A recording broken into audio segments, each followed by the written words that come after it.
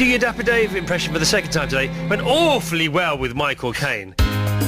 He's won an Oscar, spoken to thousands in front of the US Capitol building, and married a British Olympic hero, telling his unique story of overcoming family differences, receiving critical acclaim, and challenging governments. It's the inspiring Dustin Lance Black. Good morning, Lance. Hi. How are you? I'm very well. How are you, my friend? I'm good. I'm awake.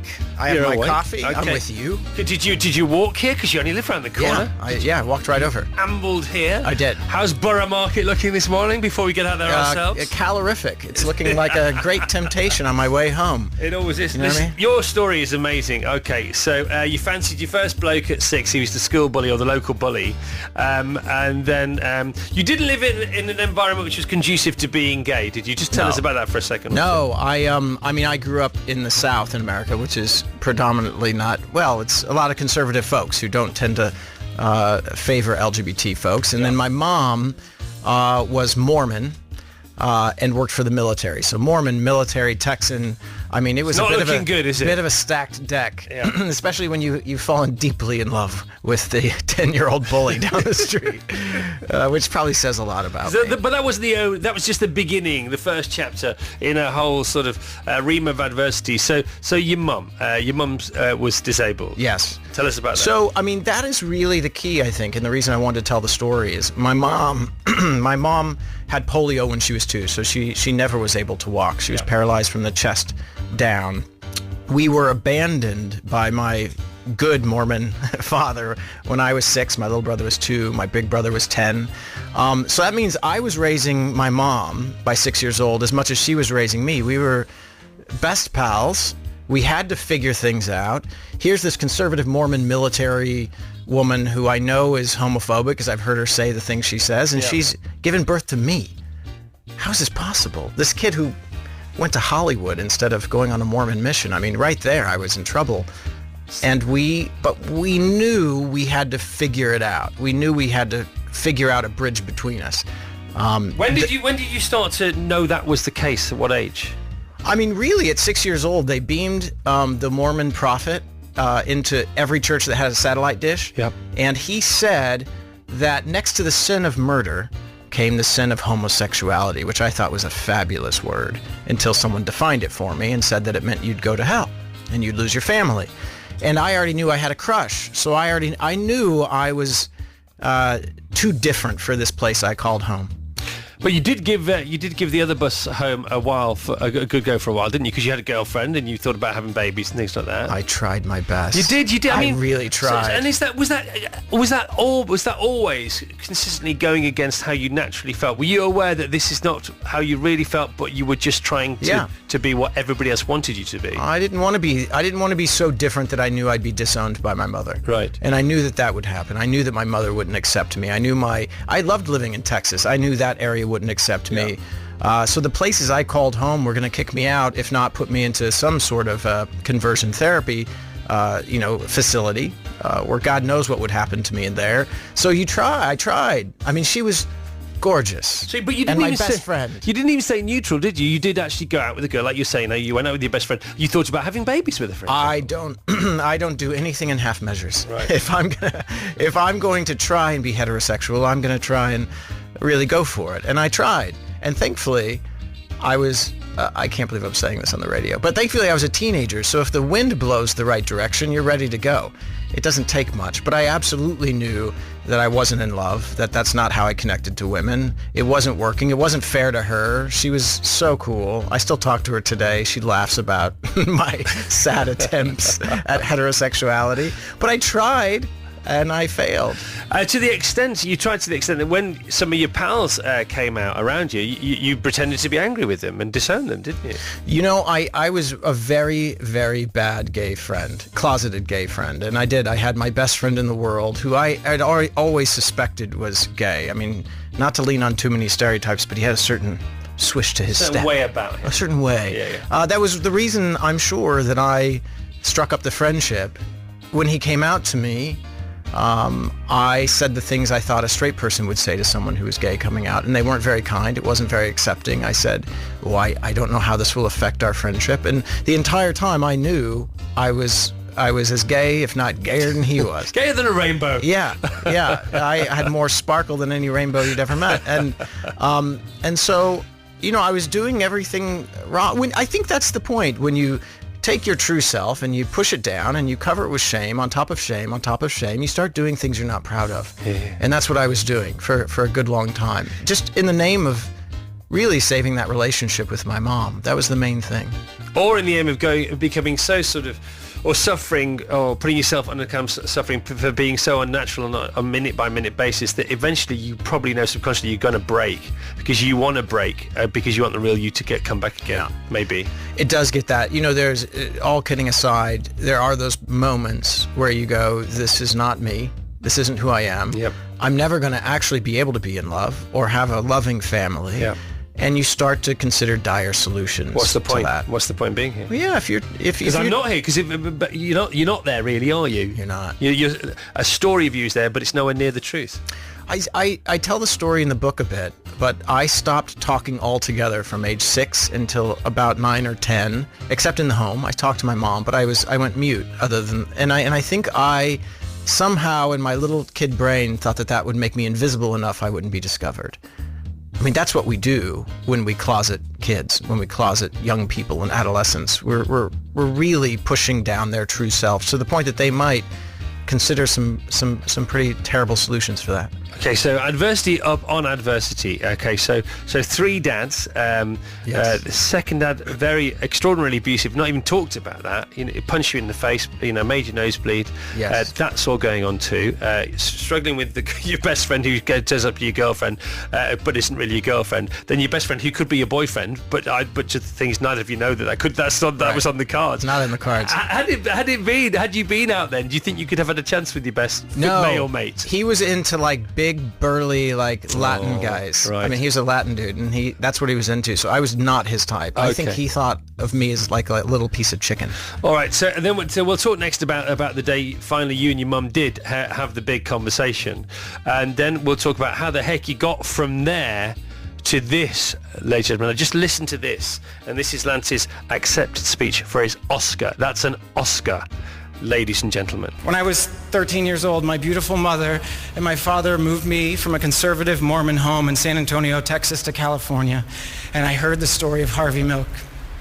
And it gave me hope. It gave me the hope to live my life. It gave me the hope to one day I could live my life openly as who I am, and that maybe even I could fall in love and one day get married.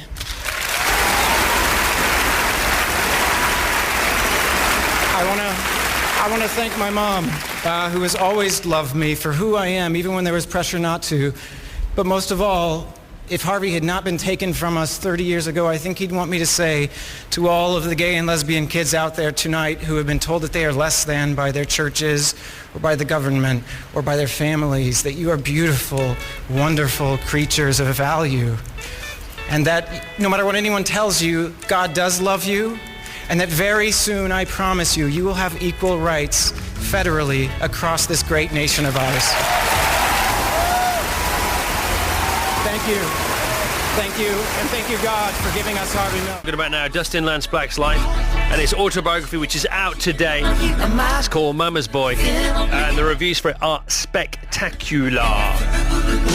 Because it is a right riveting read, and it's all true, allegedly. Can you confirm that? I can Lance? confirm it. All right, I worked very hard to keep it true. You did, and you're a brilliant writer, and it's a fantastic story. But it's you still have to get it down, and you have to get it written, you have to get the rhythm right, and it's such a page turn. It's like a blockbuster itself. I mean, this is a film waiting to happen. Your life is a film waiting to happen. You've already wrote about Harvey Milk's life, and you won the Oscar for that. But this has got to happen. But what part will you play in it?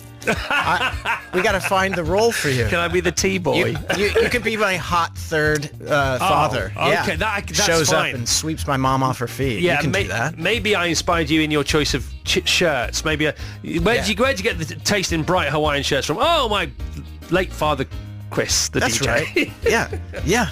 He inspired. You inspire. Now let's talk about your mum. Your hero, your mum. You talked about her there in your very emotional acceptance speech for your Oscar back in 2009. Yes. Okay, so tell us about the moment that you thought, okay, cards on the table. She's got to know. She probably does know what's going on here. What's going on with me? How do we get through this? How do we move forward? Yeah. Because we love each other to death. We've literally been, close to death and back, but we're still here. We're survivors. Surely we can get through this.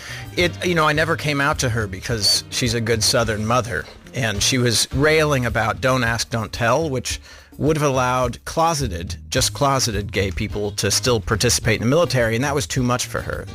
These were people she knew were going to hell, that were criminals. She'd heard all these terrible things about them over time, and she's going on and on and on about that, and I start to cry.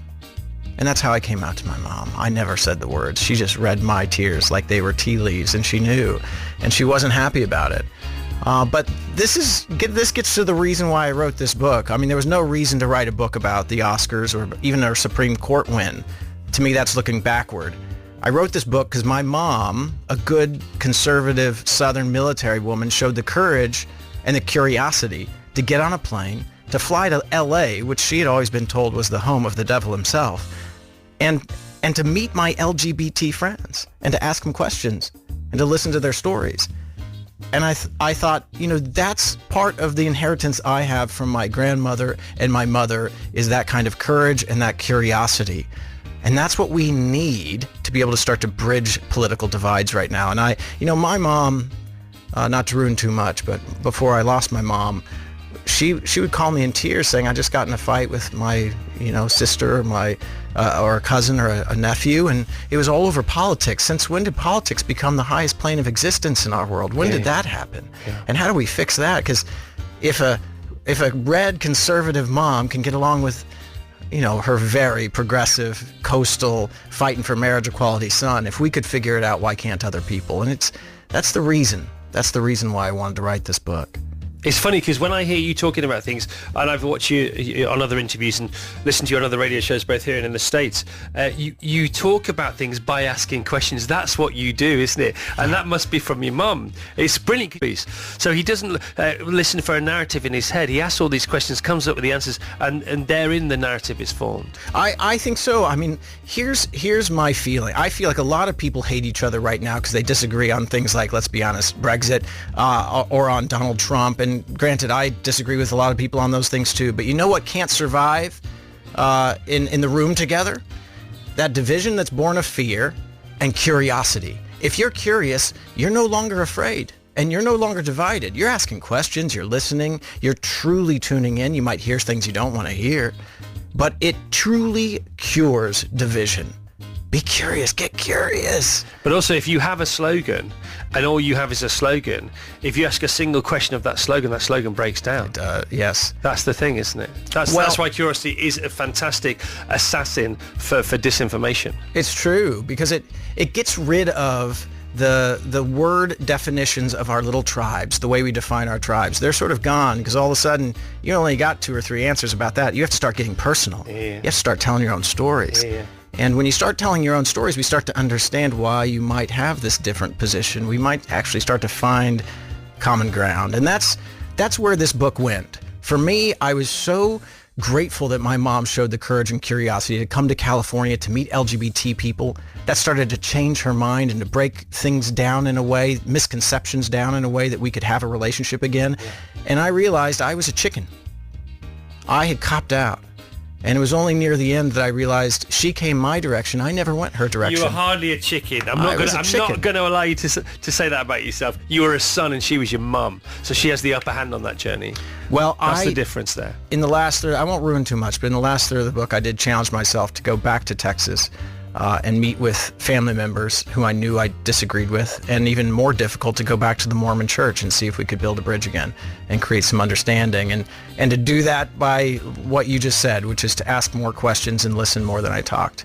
And there were great benefits that have come from those meetings. Well, if a story's made up, it runs out of truth.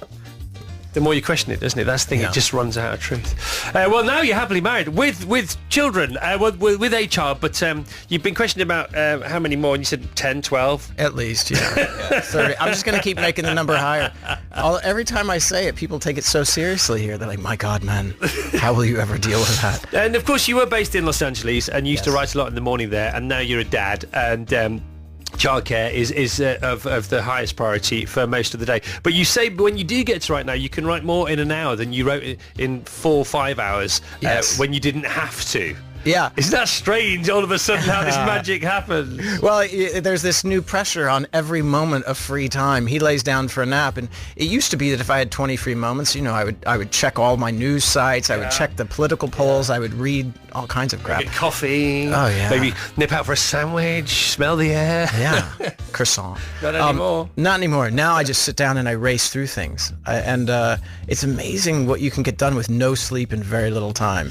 And what about, we're 10 years on from your Oscar now, and you're still writing. And I read that, you go back to LA every sort of between every month or 3 months or whatever, but regularly to have meetings and still pitch.